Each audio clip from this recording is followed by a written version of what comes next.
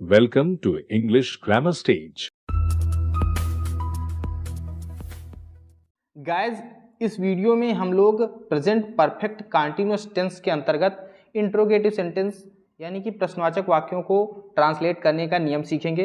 इससे पहले आप पहचान जानते ही होंगे, जिन वाक्यों के अंत में रहा है, रही है, रहे हैं आदि शब्द आते हैं तथा कार्य जारी रहने का समय दिया होता है, प्रेजेंट परफेक्ट कंटीन्यूअस टेंस कहलाता है। ठीक, तो देखिए हम कौन सा वाक्य बनाने का नियम सीख रहे हैं, इंट्रोगेटिव।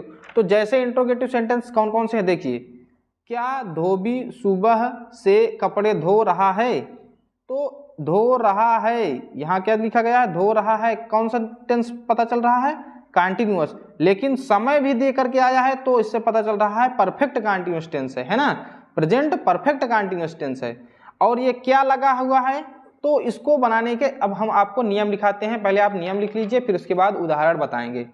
सबसे पहला नियम, नियम या फिर रूल कुछ भी आप लिख सकते हैं। नियम नंबर 1, पहला नियम होता है, जब वाक्य की शुरुआत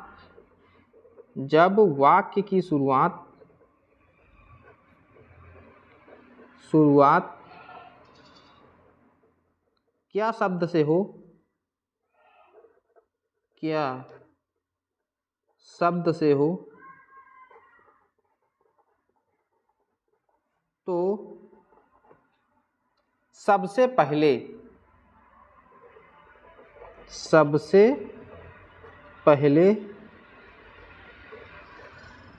सहायक क्रिया हैज या हैव, ये हैज या हैव किसके हिसाब से आएगा, कर्ता के अनुसार है ना, HAVE, हैज या हैव, फिर कर्ता, उसके बाद फिर बीन लगाते हैं। ये पहला नियम हो गया। ठीक, अगर वाक्य की शुरुआत क्या शब्द से हो तब ये लगाते हैं। और दूसरा नियम भी लिख लीजिए। दूसरा नियम क्या है, नियम नंबर 2, मुख्य क्रिया में ING जोड़ते हैं, या फिर लिख लीजिए मुख्य क्रिया जो होती है ING फॉर्म वाली होती है। मुख्य क्रिया ING फॉर्म वाली लगाते हैं, ING फॉर्म में लगाते हैं।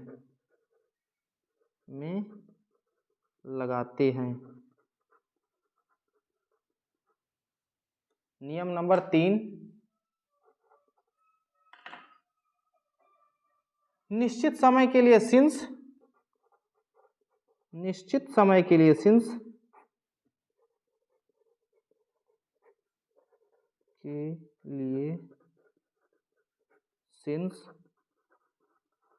और अनिश्चित समय के लिए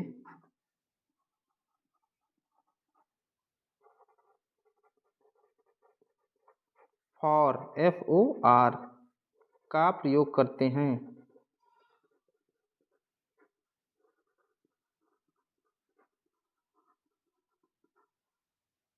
ये हमारे 3 नियम हो गए। और एक नियम और लिख लीजिए, जब वाक्य की शुरुआत क्या ना हो करके वाक्य में बीच में प्रश्नवाचक शब्द आए, ये आप चौथा नियम लिख सकते हैं या फिर इंपॉर्टेंट नियम इसको लिख सकते हैं। चौथा A मान लीजिए इंपॉर्टेंट है, I, ठीक, I, ये चौथा नियम आप लोग बहुत अच्छे से याद रखिए। जब वाक्य के बीच में प्रश्नवाचक शब्द आए, जब प्रश्नवाचक शब्द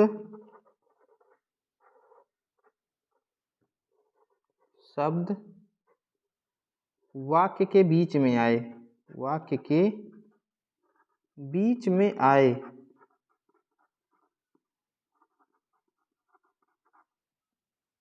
तो सबसे पहले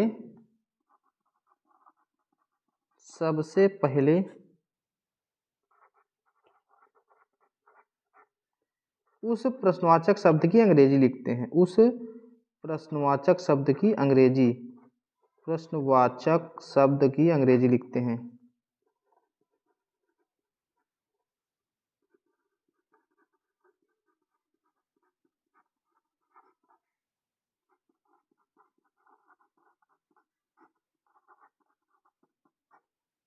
ये हमारा बहुत इंपॉर्टेंट नियम है। और शेष नियम इसमें क्या होता है, शेष नियम जो बचेंगे, शेष नियम पूर्व की तरह रहेंगे, पूर्व की तरह, पूर्व की तरह रहेंगे। मतलब आप समझ रहे हैं पूर्व की तरह रहेंगे का मतलब क्या है कि ये जो तीनों नियम हैं उसी तरह ये भी बनेगा, लेकिन सबसे पहले आपको प्रश्नवाचक शब्द की अंग्रेजी लिख देनी है अगर वाक्य के बीच में प्रश्नवाचक शब्द आए तो। ये नियम आपको याद रखना है। चलिए अब हम थोड़ा सा मेथड बता देते हैं कि वाक्यों को जोड़ना कैसे है, इसको भी आप लोग लिख लीजिएगा, ठीक। सबसे पहले हम पहला नियम बताते हैं कि जब वाक्य की शुरुआत क्या से हो तो क्या क्या लिखते हैं। मेथड, इसको लिख सकते हैं METHOD, मेथड या सूत्र या फार्मूला, कुछ भी आप लिख लीजिए। सबसे पहले हम लिखते हैं हैज या हैव। हैज हैव कर्ता के अनुसार आता है, अगर एक वचन करता है तो हैज और बहुवचन करता है तो हैव, प्लस सब्जेक्ट, सब्जेक्ट का मतलब कर्ता, प्लस बीन, प्लस वर्ब, जो मेन वर्ब होगी ING फॉर्म वाली, ठीक, ING फॉर्म वाली, फिर सिंस या for.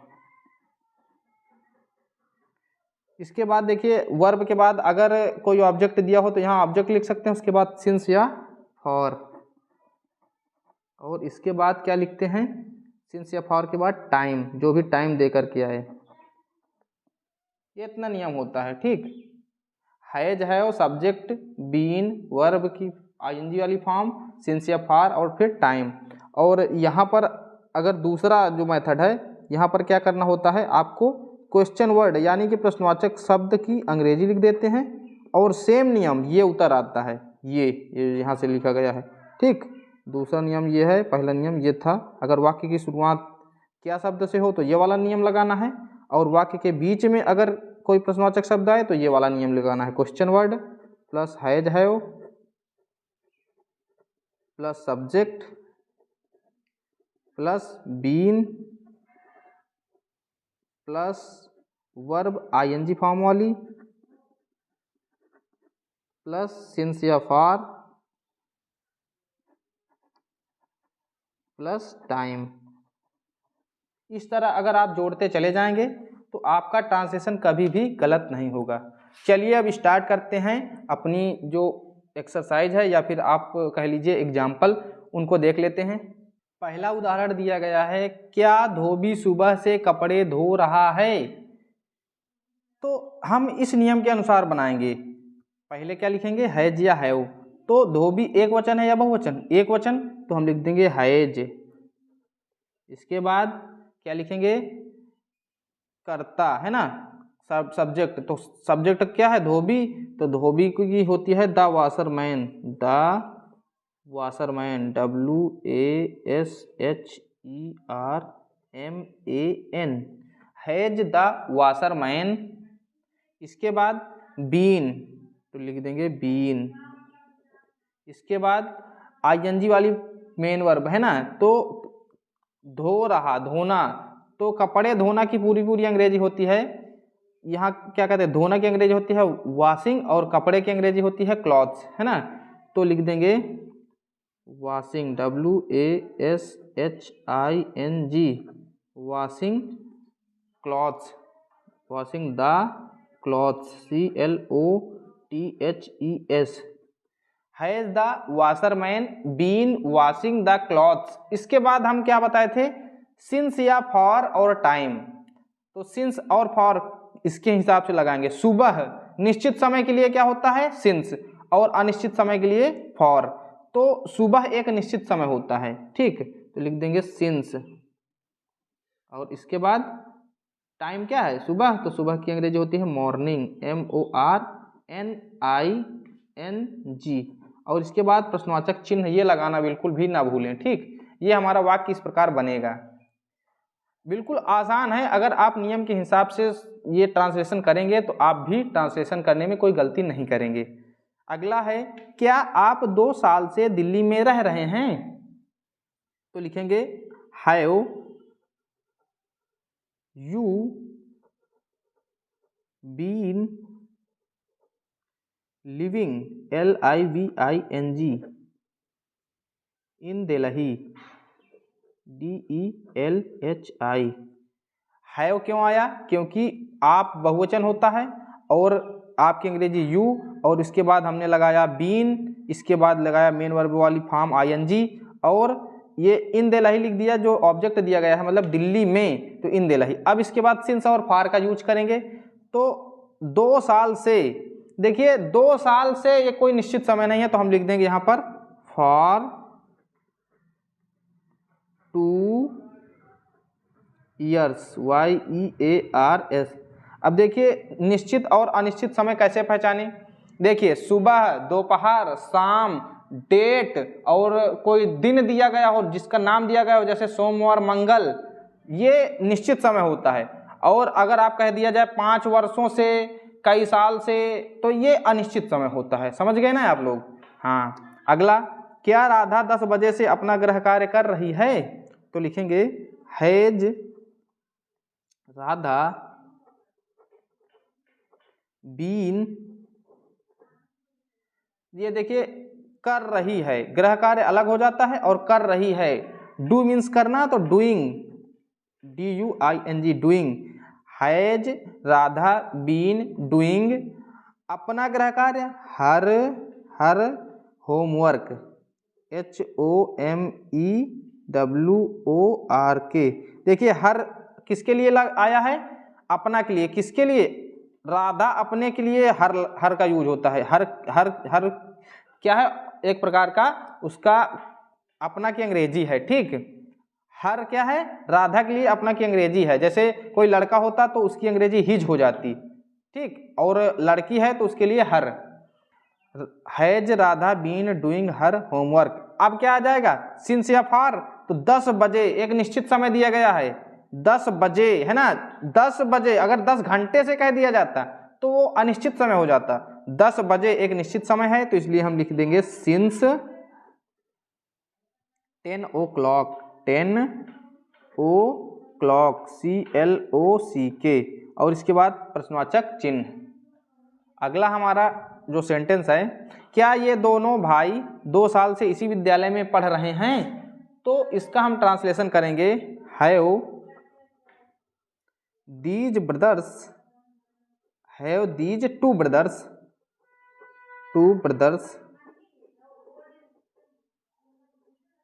Been studying. Study means पढ़ना, तो स्टडिंग पढ़ रहे हैं।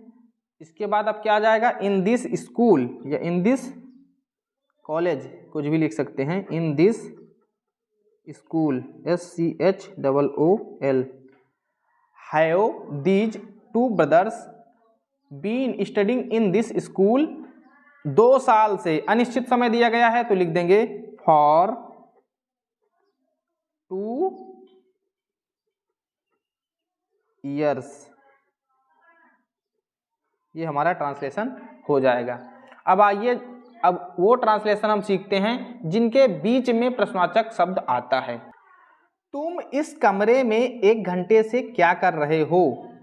देखिए इसमें हमने बताया कि वाक्य के बीच में अगर प्रश्नवाचक शब्द आए तो क्या करते हैं? सबसे पहले उस प्रश्नवाचक शब्द की अंग्रेजी लिखते हैं। तो क्या की अंग्रेजी क्या होती है? व्हाट, WHAT, व्हाट मीन्स क्या, है ना। इसके बाद हैज या हैव, तो कर्ता के अनुसार आ जाएगा हैव और फिर कर्ता यू, फिर इसके बाद क्या लगाएंगे? बीन, BEEN बीन, और कर रहे हो तो doing, DOING। What have you been doing in this room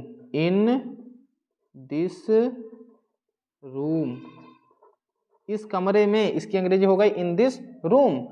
अब इसके बाद क्या लिखेंगे सिंस और फॉर। 1 घंटे से अनिश्चित समय है, 1 घंटे से। अगर कह दिया जाता 1 बजे से तो निश्चित समय हो जाता, लेकिन 1 घंटे से पता नहीं कौन सा 1 घंटा, तो अनिश्चित समय के लिए for, FOR, 1 hour, 1 hour, HOUR। इस प्रकार ये ट्रांसलेशन बन जाता है। उसे सुबह से कौन पुकार रहा है, कौन की अंग्रेजी सबसे पहले लिखेंगे हु। इसके बाद has been calling him, him उसे की अंग्रेजी क्या होती है him. Who has been calling him since morning, निश्चित समय के लिए since, morning, MORNING। Who has been calling him since morning. देखिए इसमें कर्ता नहीं है ना। हु हैज बीन ये कर्ता का काम कर रहा है। हु मतलब कौन प्रश्नवाचक शब्द भी है और कर्ता का काम भी कर रहा है। Who has been calling him since morning. धोबी 5 बजे से किसके कपड़े धो रहा है, किसके की अंग्रेजी होती है whose, WHOSE, whose clothes, CLOTHES, clothes. Have the washerman been washing, WASHING, washing. अब इसके बाद समय के लिए क्या लिखते हैं, निश्चित समय के लिए सिंस, तो 5 बजे निश्चित समय है तो लिख देंगे सिंस 5, FIVE, 5 o'clock, CLOCK। इस प्रकार ये ट्रांसलेशन हो जाता है। अगला ट्रांसलेशन है तुम 2 घंटे से कहाँ छुप रहे हो। कहाँ की अंग्रेजी लिखेंगे सबसे पहले वेयर, फिर इसके बाद have you been hiding, HIDING। Hide means छिपना होता है, तो हाइडिंग वाला फॉर्म हमने ING वाला फॉर्म बताया था, हाइडिंग हो जाएगा। और 2 घंटे से अनिश्चित समय है तो लिख देंगे फॉर 2 hours, HOURS।